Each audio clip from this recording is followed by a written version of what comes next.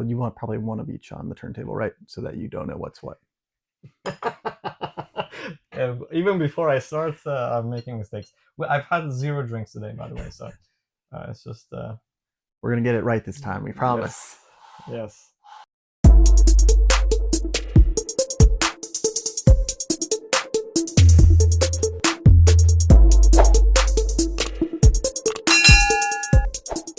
Welcome to Whiskey and SV. I'm your host Sam, and tonight we'll be tasting some Michters with my friend Matt. Hey, everybody.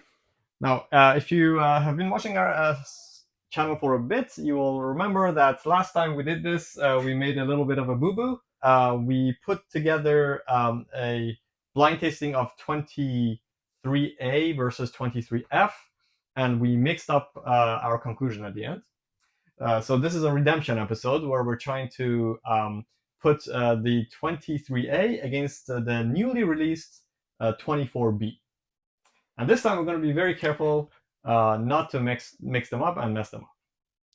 All right, so do you have any thoughts on whether this is, because one of our friends, we had this recently, and do you have any predictions as whether it's going to be as good as last year's 23A? You know, all of the marketing last year was that 23 was a honey barrel because Michter's held it back for an extra year because they just had that much faith that an extra year aging was going to make that something really special.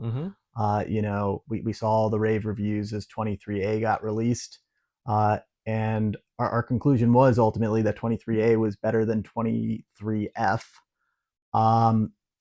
From the rumors I've heard, 24 is good, not as good as last year's. So we'll see if our blind tasting reaches that same conclusion. I'm consistently impressed with the product that Michter's putting out, so I'm really optimistic that even if it's not as good as 23A, that it's going to be a really fine dram. Cool. Yeah, I hope so. I think the thing about Michter's is that because these are single barrels, even if you have one of the barrels that gets like really great reviews, there's no guarantees that the other barrels are going to be that great. So it was kind of a weird claim for me that, oh, they held it back and then they should all be great, because as we saw, there was actually quite a bit of difference. Okay, so these are approximately the same, right, in each, I think. Looks good. Okay, cool. Right, so this time we're going to be careful about this. We have 1 and 2. They'll go on the 23. And we'll put 3 and 4. Yep. On the 24B. Cool. All right, so we could. Okay, we have to make sure that we get one of each. Sorry, so I'm gonna basically just we'll do the turntable thing separately. Well, you want probably one of each on the turntable, right? So that you don't know what's what. Even before I start, I'm making mistakes. Well, I've had 0 drinks today, by the way, so it's just. We're gonna get it right this time, we promise. Yes. Okay, cool. Right, here we go. Cool. Okay. Yeah. So, I think when it comes to single barrels, you really want to be careful about the barrel number. People make generalizations and they say, oh, Bland's is good, or what is the other Bland's? What other single barrel products do we know that are very different? I was referring to the Old Forester single barrel program. Exactly, the Old Foresters. There's a bunch of Russell's Reserves that are like very different as well, right? Yep. Both when it comes to the single barrels that you get at store picks, but then there's also their own Distiller Select ones as well. Yeah. Yeah. So. Okay, cool. Good enough. Should we pick one? Yeah. Okay, so I'll just take these. Let's do that one as well.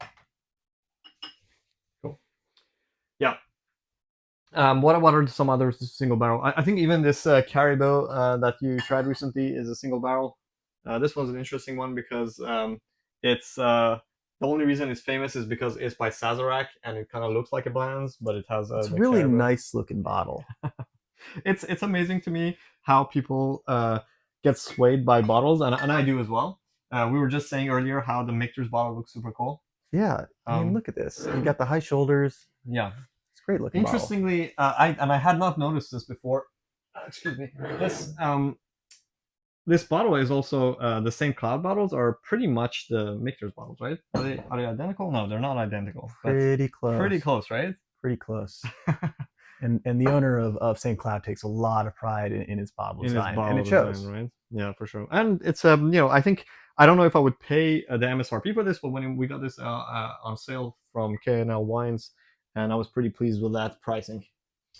Okay, cool. I think that's good enough. I think so. Let's see if we can tell the difference, or I'm just gonna move this down a little bit so make sure it's like a little bit more visible. Okay, cool. So, I mean, we'll just go with whatever we have and taste, nose taste, and then give some notes.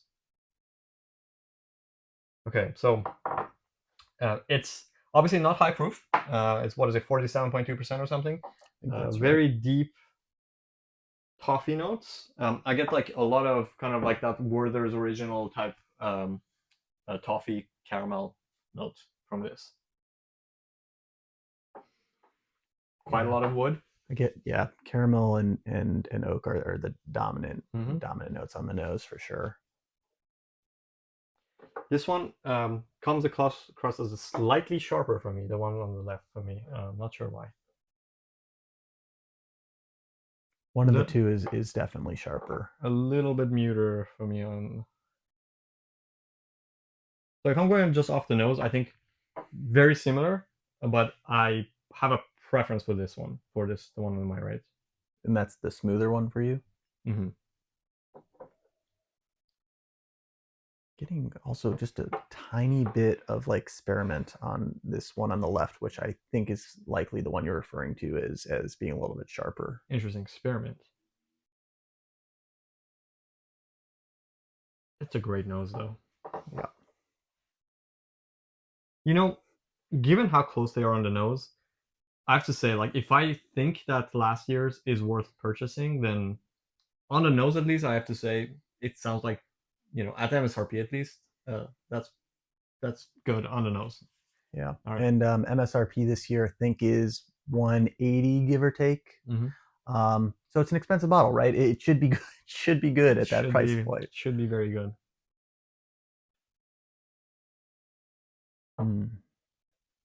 Now going back and forth, I can't actually tell the difference anymore. Also getting like a little bit of red hots on it, on the nose. Red hots? Like the candy. Okay. Like the tad bit of cinnamon. You're right. Starting to get that. But now just going back and forth, I really on the nose can't tell the difference. So let's do the palate. Man, that's really good. So, whoa. Yeah. Given how usually I'm really into high proof stuff, but even at 47 whatever that this is, which is considered low, relatively low for bourbons, holds its weight for such a low proof. Weight. And it has some spices that kind of like are mouth-watering and just lots of concentrated flavor, I feel. Absolutely. That's great.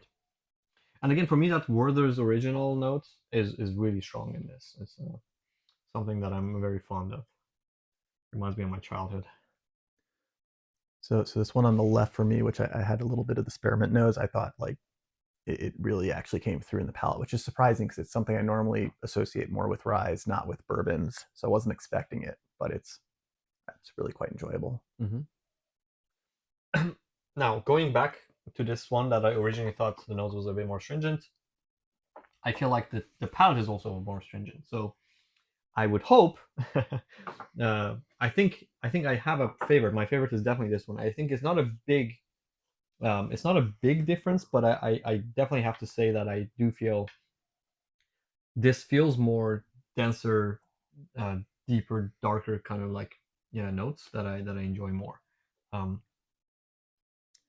trying to think back to the episode where we got them mixed up, and I recall the one that ended up being 23A had a cotton candy note on the palate for me. So I'm wondering if I'm about to get the cotton candy note here. Right. That would be the giveaway for me.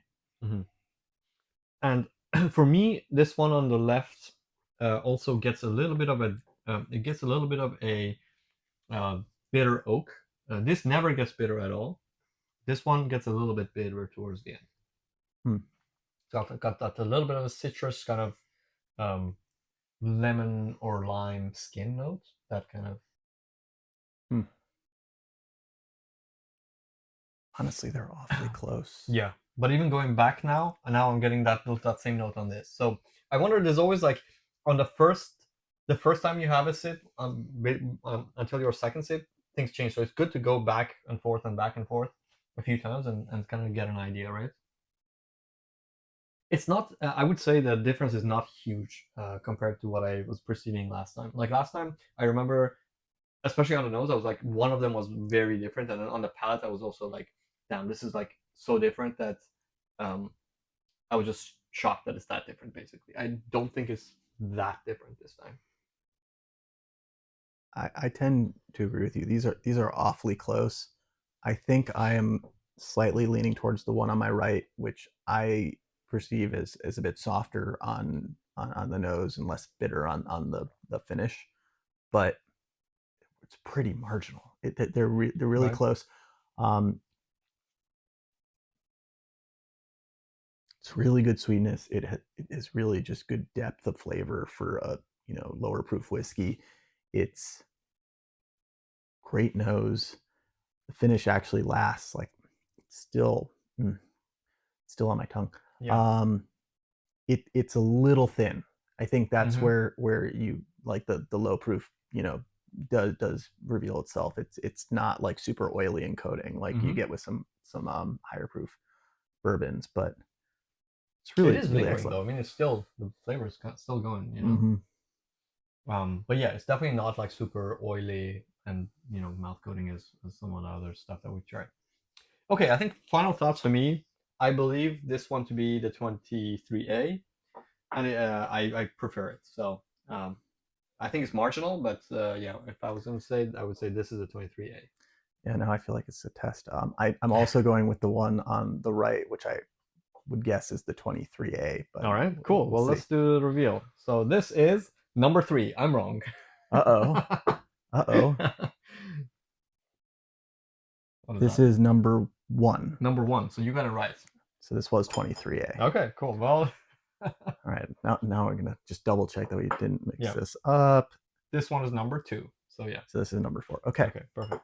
Okay, so we didn't fuck it up. I think we both think they're Yep. different, or basically the same, marginally different. And so given that, I think if I do come across that now, I may actually pick it up. I mean, they were awfully close. I do want to go back and do the AF again at some point. Okay. If I do have an F, which I haven't opened, but I know one of our friends has the F open, Okay. so I'll ask him We'll for a trade him. sample. Yeah, we'll try to do another episode. Cool. Okay. Well, thanks for tuning in. Hope you found that interesting. If you do find this, and if you like last year's, I would strongly recommend that you do dish out and get it. Unless if you still like me, haven't drank all of it, and you have too much whiskey and you shouldn't. But you know, I think at MSRP this is a definite must buy. okay. Yep. Cool. Well, thanks very much, and thank you, Matt, for joining our episode and for making sure I don't mess this up this time. Take care and see you next time. Cheers.